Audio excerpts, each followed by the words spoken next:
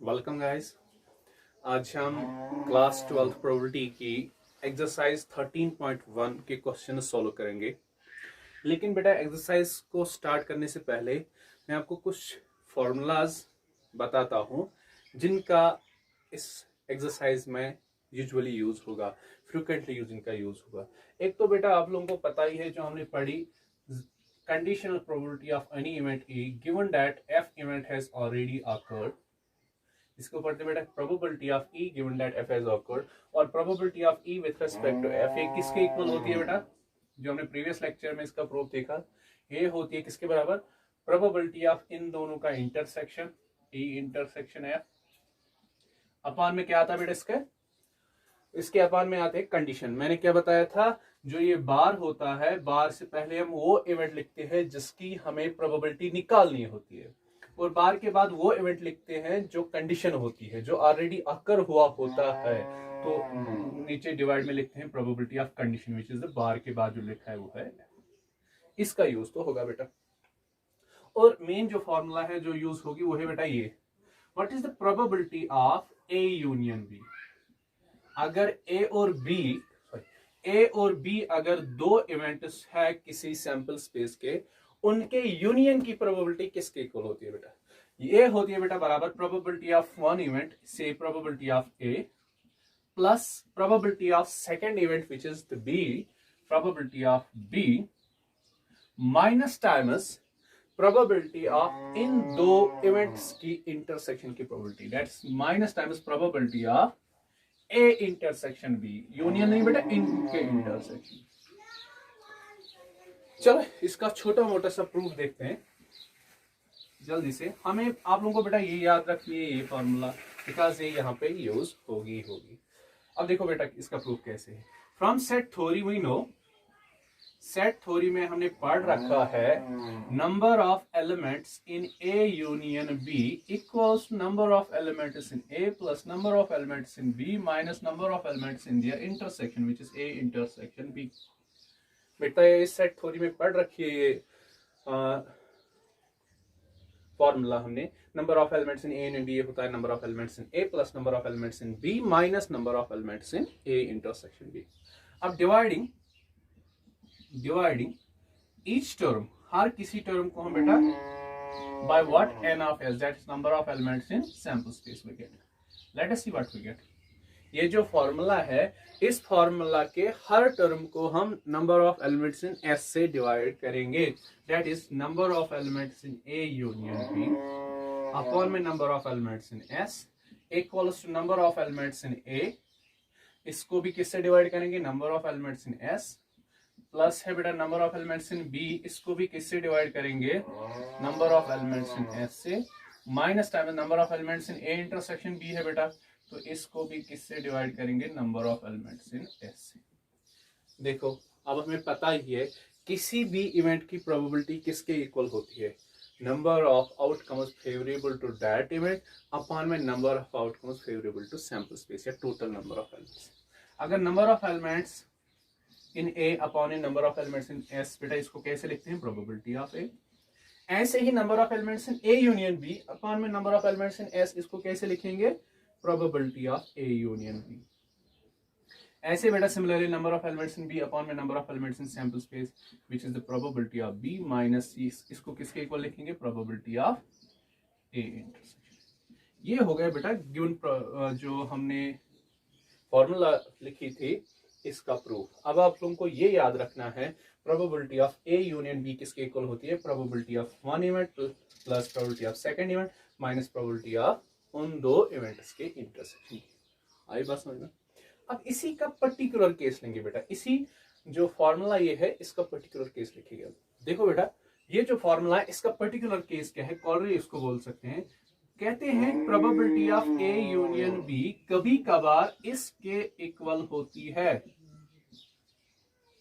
कभी कभार probability of A union B किसके इक्वल होती है? Probability of A plus probability of B के। Why? In what case? In this sense when A and B are mutually exclusive, when A and B are mutually exclusive.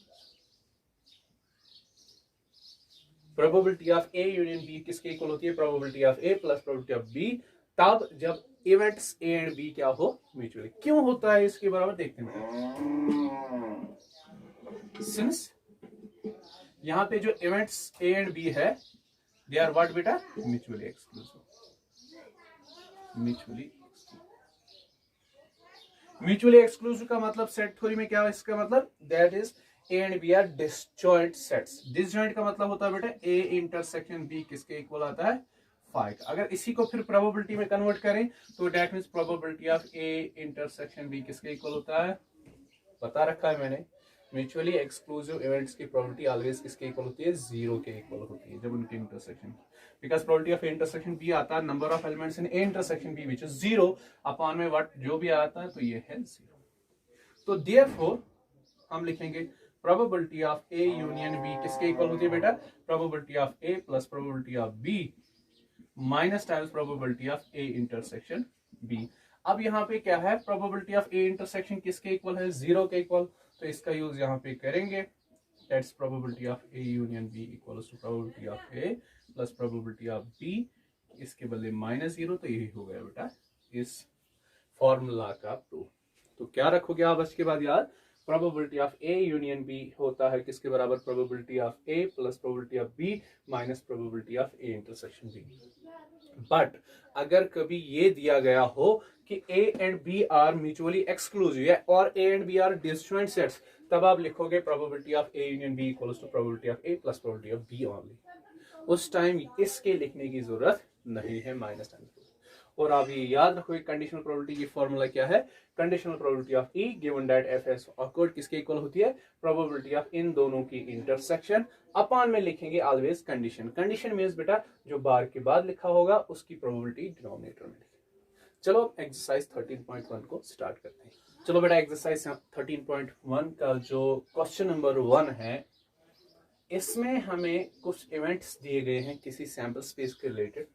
Given A and F are event such that probability of E की भी probability किसके equal दी गई है बेटा 0.6 के, probability of F किसके equal दी गई है 0.3 के, और इन दो इवेंट्स ई एंड एफ की इंटरसेक्शन की प्रोबेबिलिटी की गिवन है वो है 0.2।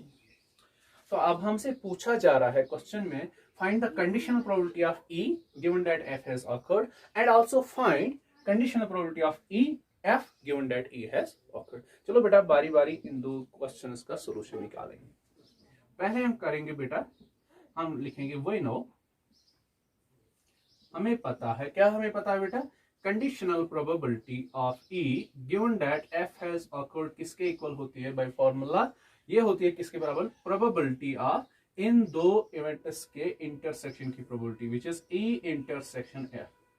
चाहे बेटा ई इंटरसेक्शन एफ लिखो या एफ इंटरसेक्शन ई, सेम आएगा answer, because intersection of events is commutative. Upon में क्या लिखते हैं बेटा, याद रखिएगा इस चीज का, कभी कभार अक्सर बेशक स्टूडेंट्स यहाँ पे गलती करते हैं। अपान में ऑलवेज, डिवाइड में ऑलवेज क्या लिखते हैं, जो बार के बाद इवेंट लिखा हुआ है उसकी प्रोबेबिलिटी लिखते हैं, दैट इज कंडीशन की प्रोबेबिलिटी लिखते हैं, जो हमारा सैंपल स्पेस बनता है, जो हमने कंडीशन प्रोबेबिलिटी में ऑलरेडी डिस्कस किया हुआ है। तो जो बार के बाद इवेंट यहाँ पे है, कौन सा है बेटा, बार के बाद नेक्स्ट दैट्स एफ, इसकी प्रोबेबिलिटी नीचे लिखेंगे विच इज प्रोबेबिलिटी। अब देखो बेटा इसको सॉल्व जब करेंगे, अब वैल्यूज हमें पुट करनी है, सॉल्व खुद ब खुद होगा। Probability of E intersection F given है वो किसके इक्वल है 0.2 अपॉन में लिखेंगे बेटा probability of F, what is probability of F given which is 0.3। अब बेटा डेसिमल को हटा सकते हैं हम, अब हम मल्टीपल करेंगे, न्यूमरेटर को भी 10 से और डिनोमिनेटर को भी 10 से। जब 10 से डिवाइड करेंगे तो ये डेसिमल एलिमेंट होगा, ये आएगा 2, इस 10 से ये नीचे वाला डेसिमल एलिमेंट होगा 213। ये होगा इसका क्वेश्चन आंसर। इसका क्या मतलब हुआ, इसका ये मतलब हुआ अगर इवेंट एफ ऑलरेडी आकर हुआ हो तो कितने चांसेस है कि फिर इवेंट ई ऑकर होगा, उसके कितने चांसेस है इवेंट ई के ऑकर होने की जब एफ ऑलरेडी आकर हुआ हो, 2/3, दैट्स 2/3। अब बेटा इसी क्वेश्चन का जो पार्ट नंबर 2 है वो है what is the conditional probability of F given that E has occurred. Again लिखेंगे since conditional probability of F given that E has occurred. First चीज क्या है इन दोनों में अंतर बेटा, क्या है डिफरेंस इन दोनों में, डिफरेंस यहाँ ये है, यहाँ पूछी गई है कि ई की कितने चांसेस है जब एफ ऑलरेडी ऑकर हुआ है, यहाँ इसका उल्टा पूछा गया है कितने चांसेस है इवेंट एफ ऑकर होगा जब ई ऑलरेडी ऑकर हो। समझ आएगा? तो किसके बराबर होती है बेटा?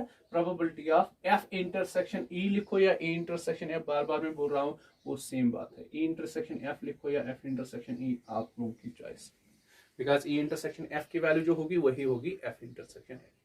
अपॉन में क्या लिखते हैं बेटा? अपॉन में लिखेंगे जो कंडीशन यहाँ पे, कंडीशन मीन्स जो बार के बाद इवेंट लिखा है बार के बाद उसकी प्रोबेबिलिटी हम डिनोमिनेटर में, तो बार ये है बेटा, बार के बाद क्या लिखा है, बार से पहले तो एफ है, एफ से हमें कोई लेना देना नहीं है, बार के बाद लिखा ई, तो ई की प्रोबेबिलिटी हम डिनोमिनेटर में लिखेंगे। दैट्स प्रोबेबिलिटी ऑफ एफ हम डिनोमिनेटर में। अब वैल्यूज को पुट करो तो हमें आंसर मिलेगा। What is the probability of E intersection F? That's given 0.2 upon में लिखनी है किसकी प्रोबेबिलिटी बेटा? Probability of F. What is the probability of F? Which is 0.3। तो जब हम 10 से मल्टीपल करेंगे न्यूमरेटर और डिनोमिनेटर में, which is 2/3। अब हमने एक जगह गलती की है प्रीवियस केस में। कहां पे गलती? यहाँ पे बेटा, वैल्यू पुट करने पे। हमें किसकी प्रोबेबिलिटी यहाँ लिखनी थी? ओ सॉरी, नहीं, यहाँ पे हम गलती कर रहे हैं। It is the probability of E लिखनी है, सॉरी यहीं पे हमने गलती की। प्रोबेबिलिटी ऑफ ई, जो बार के बाद लिखा है उसकी प्रोबेबिलिटी लिखनी है, वो है probability of E. Probability of E given है बेटा किसके इक्वल? 0.6। तो जब हम 10 से मल्टीपल करेंगे आएगा बेटा 2/6, विच इज अगेन 2 1 2 3 विच इज 1/। ये हो गया बेटा क्वेश्चन नंबर 1 में जो दो पार्ट्स थे, फर्स्ट पार्ट और सेकंड, इनका आंसर हमने देख लिया। अब बेटा एक्सरसाइज 13.1 का क्वेश्चन नंबर 2। इस क्वेश्चन नंबर 2 में हमसे क्या पूछा गया? फिर से आप फाइंड करो conditional probability of event A when B has already occurred, given that B has already occurred. इसकी प्रोबेबिलिटी निकालने के लिए हमें कुछ इंफॉर्मेशन दी गई है क्वेश्चन में है कि बी जो इवेंट है उसकी प्रोबेबिलिटी है 0.5 के इक्वल, और जो इन दो इवेंट्स का इंटरसेक्शन है ए इंटरसेक्शन बी, उन दोनों इवेंट्स के इंटरसेक्शन की प्रोबेबिलिटी किसके इक्वल है? 0.32। चलो बेटा इस क्वेश्चन का आंसर देखिए, सोल्यूशन वही ना, हमें ये निकालना है ना, तो हम फॉर्मूला का यूज करेंगे, कंडीशन प्रोबेबिलिटी के जो फॉर्मूला है उसका यूज करेंगे। हम लिखेंगे वही नो, हमें पता है क्या है, आप लोगों को पता, conditional probability of first event which is A given that B has already occurred किसके इक्वल होता है बेटा? probability of इन दो इवेंट्स के इंटरसेक्शन की probability which is probability of A intersection B। Upon में क्या लिखते हैं? बार बार मैं बता रहा हूं, अपॉन में लिखते हैं जो इस बार के बाद जो इवेंट लिखा होगा, इसके नेक्स्ट जो इवेंट लिखा होगा उस इवेंट की प्रोबेबिलिटी, कौन सा इवेंट है वो इस टाइम बार के बाद? बी, तो बी की प्रोबेबिलिटी हम डिनोमिनेटर में लिखेंगे। चलो अब वैल्यूज का यूज करो। Probability of A intersection B is given बेटा किसके इक्वल? 0.32। अपॉन में क्या आएगा बेटा? अपॉन में है इसके 0.5। समझ आ रही बेटा बात? तो चलो अगर आप डेसिमल को हटाना चाहते हो तो नीचे डेसिमल 1 के बाद ही है तो फिर 10 से मल्टीपल करेंगे। ऊपर जो डेसिमल है कितनों के बाद है? डेसिमल के बाद 2 डिजिट्स है तो 100 से मल्टीपल करेंगे डिनोमिनेटर में। एक तो इससे कटेगा पहले ही, समझ आ रही बात? तो एक इसके इक्वल आएगा बेटा, it is equal to 3.2 upon में 5। एक ठीक है, ऐसे भी लिख सकती हो या लिख सकते हैं फिर, अगर फिर से करेंगे तो ये आएगा बेटा 32/50। फिर से अगर 10 से मल्टीपल करेंगे तो 32/50 में लिखेंगे 2 16 220। So 16/25 is the required answer for question number 2. Exercise 13.1 का क्वेश्चन नंबर 3। हमें पहले इस क्वेश्चन में कुछ इंफॉर्मेशन दी गई है। हमें क्या दिया गया है? प्रोबेबिलिटी ऑफ इवेंट ए जो है बेटा, इसकी प्रोबेबिलिटी गिवन किसके इक्वल दी गई है? 0.8। बी इवेंट की प्रोबेबिलिटी किसके बराबर है? 0.5। इसका मतलब क्या होता है कि इवेंट बी के होने के चांसेस कितने हैं? 0.5, और अगर आप इसको परसेंटेज में कन्वर्ट करोगे तो 50%। ऐसे ही बेटा conditional probability of B given that A has awkward, it is also given which is 0.4। इसका मतलब ये हुआ बेटा, अगर इवेंट ए ऑलरेडी ऑकर हुआ हो तो फिर इवेंट बी के ऑकर होने के कितने चांस है? वो है 0.4, दैट इज 40%। फिर हमसे क्वेश्चंस पूछे गए हैं, 3 क्वेश्चंस इस क्वेश्चन नंबर 3 में हमसे पूछे गए। फर्स्ट क्वेश्चन है find the probability of A intersection B. इसका मतलब होता है ये बेटा कि कितने चांसेस है इवेंट ए एंड बी एक साथ ऑकर हो। इंटरसेक्शन का मतलब यही होता है कि कितने चांसेस है कि इवेंट ए और बी एक साथ आकर हो, that simultaneously at a time. तो दूसरा क्या पूछा गया है, conditional probability of A given that B has occurred, ये इसका वैल्यू आप निकालो। फिर हमसे तीसरे पार्ट में क्या पूछा गया है, find the probability of A union B. A probability of A union B का मतलब ये होता है बेटा, कितने चांसेस हैं या तो इवेंट ए ऑकर हो या इवेंट बी ऑकर हो या ये दोनों ऑकर हो। ये ए और बी को, ए यूनियन बी का मतलब। चलो फर्स्ट पार्ट से स्टार्ट करते हैं बेटा, सोल्यूशन ऑफ फर्स्ट पार्ट। हमें किसकी प्रोबेबिलिटी निकालनी, प्रोबेबिलिटी ऑफ ए इंटरसेक्शन। अब प्रोबेबिलिटी ऑफ ए इंटरसेक्शन भी कैसे निकालेंगे, क्या मैंने कोई फार्मूला बताई अभी तक कि प्रोबेबिलिटी ऑफ ए इंटरसेक्शन भी इसके इक्वल होती है? नहीं पढ़ी ना बेटा, तो अब बताओ। लेकिन आप दिमाग में याद, ये जोर दो दिमाग पे कि probability of A intersection B ऐसी कोई फार्मूला है क्या जिसमें इसका यूज होता है, जिस फार्मूला में कहीं ना कहीं probability of A intersection B लिखा हो। दो फार्मूला है बेटा, एक फार्मूला है probability of A union B, वो होती है बराबर probability of A plus probability of B minus probability of A intersection B. That means उसमें भी probability of A intersection B कहीं ना कहीं लिखी है, लेकिन अगर हम उस फार्मूला का यूज करेंगे फिर हमें probability of A union B की वैल्यू पता होनी चाहिए, वो हमें अभी तक पता नहीं, तो फिर उस फार्मूला का यूज नहीं करेंगे। क्या और कोई फार्मूला है जिस फार्मूला में probability of A intersection B का यूज हुआ है? Yes, conditional probability of A given that B has occurred. उस फॉर्मूला में probability of A intersection B कहीं ना कहीं लिखी होती है, कहां पे, न्यूमरेटर में। तो हम बेटा इसका यूज करेंगे, probability of, conditional probability of B given that A has occurred. क्यों बेटा इसका यूज करेंगे, बिकॉज यहां पे इस फॉर्मूला में क्या लिख के आएगा हमें, probability of A intersection B, तो वहां हमें इसकी वैल्यू मिलेगी। हम लिखेंगे गिवन, क्या गिवन दिया गया है बेटा, conditional probability of B given that A has occurred, वो किससे इक्वल है, 0. It is given here, question number 3 में ये गिवन दिए गए, ये देखो 0.4। बट बाय फॉर्मूला ये किसके इक्वल होती है बेटा, conditional probability of B given that A, ये किसके इक्वल होती है, जो अभी हमने पिछले क्वेश्चन में इसका यूज किया इस फॉर्मूला का, ये किसके इक्वल होती है, प्रोबेबिलिटी ऑफ इन दोनों की इंटरसेक्शन, प्रोबेबिलिटी ऑफ इन दोनों की। चाहे आप बी इंटरसेक्शन ए लिखो या ए इंटरसेक्शन बी, तो मतलब सेम ही है, मीनिंग सेम है। अपॉन में क्या लिखते हैं बेटा इस फॉर्मूला में, बार बार मैं कहता हूं जो बार के बाद लिखा होता है, क्या है बार के बाद लिखा हुआ ए, तो इसकी प्रोबेबिलिटी अपॉन में लिखेंगे। ये किसके इक्वल है बेटा, 0.4 के। कंटिन्यू, यहां से कंटिन्यू करेंगे। सो देखो बेटा, it implies that further probability of A intersection B, upon में क्या लिखा है, प्रोबेबिलिटी ऑफ ए। क्या हमें प्रोबेबिलिटी ऑफ ए की वैल्यू पता है? Yes, we know that it is 0.8। 0.8 ये किसके इक्वल है बेटा, 0.4। जब हम दोनों साइड से मल्टीपल करेंगे 0.8 से, या हम सिंपल कहे ये यहाँ पे डिनोमिनेटर में है तो ये राइट साइड में कहा क्या होगा, multiple. So it implies that probability of A intersection B किसके इक्वल आएगा बेटा, 0.8 multiplied by 0.4. Okay. It further implies probability of A intersection B. देखो बेटा, आप सबको पता ही होगा डेसिमल में कैसे मल्टीपल करते हैं। फॉर टाइम बीइंग हम मान लें कि इन 0.8 और 0.4 के साथ डेसिमल है ही नहीं, मान लो आप पॉइंट है नहीं, तो फिर क्या आएगा ये 8 मल्टीप्लाइड बाई 4। 8 मल्टीप्लाइड बाई 4 क्या होता है बेटा, 32 लिखा ना, 32। देखो बेटा, यहाँ पॉइंट जो है, डेसिमल जो है, इसके राइट साइड में कितने डिजिट्स थे, एक ही था। यहाँ इस वाले में डेसिमल के बाद कितने डिजिट्स थे, एक ही, तो एक और एक कितना हुआ, 2। तो अब हमें डेसिमल के राइट साइड में 2 डिजिट्स रखने हैं। हमारा आंसर क्या है बेटा, 32। तो डेसिमल के राइट साइड में 2 डिजिट्स रखने हो गया 0.32। यहाँ पे लगाएंगे फिर 0। तो ये हो गया बेटा किसका आंसर, फर्स्ट पार्ट का answer. Probability of A intersection B किसके इक्वल निकली, 0.32।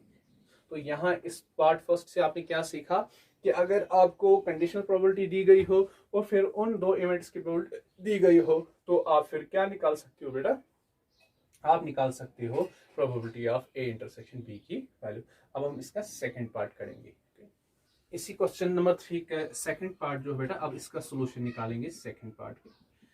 किसका निकालना है, कंडीशनल। हम लिखेंगे conditional probability of A given that B has already occurred, ये किसके इक्वल होती है बेटा, बाय फॉर्मूला याद है ना किसके इक्वल होती है, ये होती है प्रोबेबिलिटी ऑफ इन 2 इवेंट्स की intersection, probability of A intersection B, upon में क्या लिखेंगे, जो बार के बाद लिखा है इवेंट उसकी प्रोबेबिलिटी, वो क्या है बी यहाँ पे, दैट्स प्रोबेबिलिटी ऑफ बी।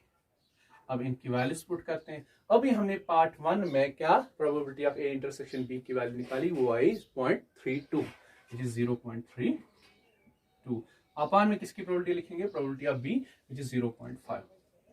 फिर से आप बेटा अगर इस डेसिमल को हटाना चाहोगे तो क्या करोगे, इस आप यहाँ डेसिमल के बाद कितने डिस्टेंस है, एक ही, तो 1 के साथ एक ही 0 लगेगा। न्यूमरेटर में पॉइंट के बाद कितने डिस्टेंस है राइट साइड में 2, तो 1 के साथ हम 2 0 रखेंगे। तो ये डेसिमल अब ऊपर खत्म होगा, वो आएगा 32 अपॉन में 5। ये हुआ इस क्वेश्चन का, ओ सॉरी 32 अपॉन में 50 आएगा। ओके, तो फिर इसको क्या करेंगे, 2 1 2 16 अपॉन 25। अब इसी क्वेश्चन नंबर 3 का जो लास्ट पार्ट है वो हमें probability of A union B की निकालनी। तो solution of third part of question number 3 हमें निकालनी है probability of A union B किसके इक्वल है। पहले पढ़ाया ना मैंने, एक्सरसाइज 13.1 के स्टार्ट में मैंने पहले ही बताया है कि ये फॉर्मूला जो है आपके क्वेश्चंस में यूज होगी। कौन सी formula, probability of A union B. तो याद दिलाओ क्या पढ़ी हमने वो फॉर्मूला, हम लिखेंगे यहाँ पे we know probability of A union B किसके इक्वल होती है बेटा, probability of one event that's probability of A plus probability of second event which is probability of B, minus के बाद क्या लिखेंगे, प्रोबेबिलिटी ऑफ इन दो इवेंट्स की intersection, probability of A intersection B. तो अब बेटा वैल्यूज पुट करो, probability of A is given which is 0.8 plus probability of B है 0.5 minus times probability of A intersection B हमने फाइंड की है बेटा किसमें, फर्स्ट पार्ट में, वो थी 0.32।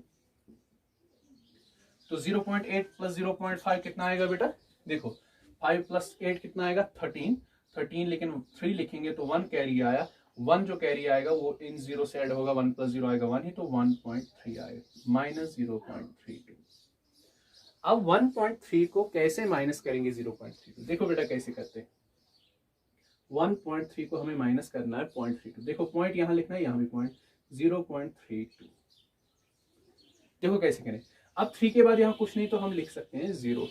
अब 10 में 2 माइनस कर दो तो 8, यहाँ 3 था, यहाँ कैरी है तो 12 में से 3 तो कितने आते हैं बेटा 9, तो यहाँ ये 1 यहाँ लिया था 0.98। This is the required answer of probability of A. ये हो गया क्वेश्चन नंबर 3 का आंसर। बेटा क्वेश्चन नंबर 4 ऑफ एक्सरसाइज 13.1 हमसे क्या कहता है कि हमें किसकी वैल्यू फाइंड करनी है, evaluate probability of A union B. तो probability of A union B जब निकालना हो तो आपको झट से याद आना चाहिए कि हमें इस फॉर्मूला का यूज करना है, probability of A union B equals to probability of A plus probability of B minus probability of A intersection B. इसी फॉर्मूला का यूज करेंगे, लेकिन उसके लिए हमें क्या किस किस की वैल्यू चाहिए, प्रोबेबिलिटी ऑफ ए की, वो एग्जैक्टली नहीं दी गई है बट यहां से फाइंड कर सकते हैं। फिर हमें किसकी वैल्यू चाहिए, प्रोबेबिलिटी ऑफ बी की, वो गिवन है 5/13 के बाद। फिर किसकी वैल्यू चाहिए, minus times probability of A intersection B, वो तो कहीं नहीं दिए गए। तो फिर हम क्या निकालेंगे बेटा, probability of A intersection B, फिर हम उस फॉर्मूला का यूज करके probability of A union B. समझ आई बात, पहले किसकी वैल्यू निकालनी है, probability of A intersection B की, बिकॉज अगर जब उसकी वैल्यू मिलेगी तभी हम probability of A union B find कर सकते हैं। पहले देखते हैं बेटा इसका मतलब क्या हुआ, इसका मतलब हुआ 2 टाइम्स प्रोबेबिलिटी ऑफ ए किसके इक्वल है 5/13 के, और प्रोबेबिलिटी ऑफ बी किसके इक्वल है 5। तो यहां लिखेंगे सोल्यूशन के, given probability of B equals to 5/13 and 2 times probability of A, 2 multiplied by probability of A भी किसके इक्वल है बेटा 5/13। बट 2 जो मल्टीपल है probability A के, ये जब इसको राइट साइड में लेंगे तो ये डिवाइड होगा, तो इट एम्प्लाइज को हम लिखेंगे probability of A किसके इक्वल आएगी बेटा 5/13 multiplied by 2 which is 26। आई ना probability of A। और क्या गिवन है, conditional probability of A given that B is occurred which is 2/5। अब हम कैसे probability of A intersection B निकालेंगे। अभी प्रीवियस क्वेश्चन में देखा कि जब भी हमें probability of A intersection B निकालना हो तो मोस्टली हम किसका यूज करते हैं, कंडीशनल प्रोबेबिलिटी। सिंस हम लिखेंगे गिवन दिया है, क्या दिया है, conditional probability of A given that B has occurred which is equal to का किसके इक्वल 2/5. अब but by formula conditional probability of A given that B has occurred किसके इक्वल होता है बेटा, बाय फॉर्मूला ये किसके इक्वल होता है, प्रोबेबिलिटी ऑफ इन दो की इंटरसेक्शन अपॉन में लिखेंगे प्रोबेबिलिटी ऑफ वो इवेंट जो बार के बाद लिखा है which is the B and it equals 2/5. अब वैल्यूज पुट करेंगे बेटा, probability of A intersection B की वैल्यू तो पता ही नहीं, तो ये आएगा probability of A intersection B upon में प्रोबेबिलिटी ऑफ बी किसके इक्वल बेटा 5/13 विच इज इक्वल 2/5. ये यहाँ पे डिवाइड है तो राइट साइड में क्या होगा, multiple. It further implies, continue from here, probability of A intersection B equals to 2/5 multiple क्या होगा इसका बेटा 5/13. तो 5 से कटेगा, it implies that probability of A intersection B equals to 2/13. आई हमारे पास इंटरसेक्शन की प्रोबेबिलिटी विच इज 2/13, तो अब हम easily probability of A union B निकाल सकते हैं. तो क्या बेटा, हमें जो probability of A intersection B आई वो किसके इक्वल आई बेटा 2/13. तो अब हमें किसका आंसर निकालना है, probability of A union B. तो हम अब लिखेंगे therefore probability of A union B जो है ये किसके इक्वल होती है, प्रोबेबिलिटी ऑफ वन इवेंट से A plus probability of second event which is B minus times किन की प्रोबेबिलिटी, इन दो इवेंट्स के इंटरसेक्शन की प्रोबेबिलिटी ऑफ ए इंटरसेक्शन. ये फॉर्मूला बेटा याद रखिएगा, यूज होगी ये प्रोबेबिलिटी में. तो it further implies probability of A union B equals to probability of A. क्या हमें प्रोबेबिलिटी ऑफ ए मालूम है, yes, probability of A equals to 5/26 plus probability of B किसके इक्वल है बेटा, which is 5/13 minus times probability of A intersection B which is again 2/13. बात समझ आई बेटा. तो बेटा अब इन दो को पहले सॉल्व करेंगे. कैसे सॉल्व करेंगे, इसका डिनोमिनेटर क्या है 26, तो हम इसका डिनोमिनेटर भी 26 बनाएंगे. कैसे बनेगा 13/26, जब इसको 2 से मल्टीपल करेंगे. हम 5 को न्यूमरेटर में भी मल्टीपल करेंगे 2 से, 13 को भी 2 से मल्टीपल करेंगे तो इनका एलसीएम सेम आएगा.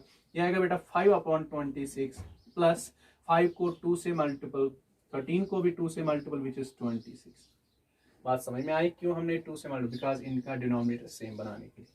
-2/13, नहीं तो हम क्रॉस मल्टीप्लिकेशन भी कर सकते थे. तो फर्दर इसको सॉल्व करना है बेटा. It implies that probability of A union B equals, देखो बेटा अब इन दोनों का डिनोमिनेटर सेम है तो इनका एलसीएम क्या आएगा 26. तो इनका कॉमन एलसीएम लेके 26. 5 प्लस 5 टाइम्स 2 कितना आएगा बेटा 10. तो माइनस में क्या लिखा है 2/13, तो ये आएगा 15/26. It is further equal to 15/26 minus 2/13. तो फिर से बेटा क्या करेंगे, इन दोनों का डिनोमिनेटर सेम लाने के लिए यहाँ 2 से न्यूमरेटर को भी मल्टीपल करेंगे 2 से डिनोमिनेटर में. तो ये क्या आएगा बेटा, ये आएगा फिर जब इनका डिनोमिनेटर सेम आएगा 26 2 के मल्टीपल करने से ये आएगा 15 माइनस यहाँ क्या आता 2 ऊपर भी मल्टीपल किया 2 टाइम्स 2 आता 4, यहाँ 2 times 15 minus 4 which is 11/26. It is the required probability of A union. ये होगा क्वेश्चन नंबर 4.